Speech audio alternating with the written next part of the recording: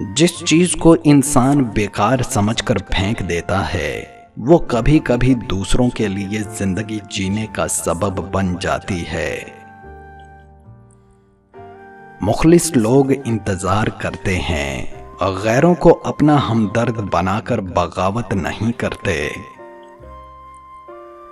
मोहब्बत मर्द और औरत दोनों करते हैं, शायद दोनों ही सच्ची करते हैं, लेकिन न जाने क्यों औरत की एक अलग आदत है।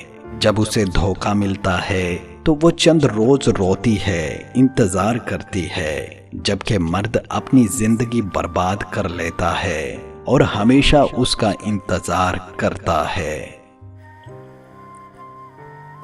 जिंदगी में जिंदगी को खोकर भी जिंदा रहना पड़ता है।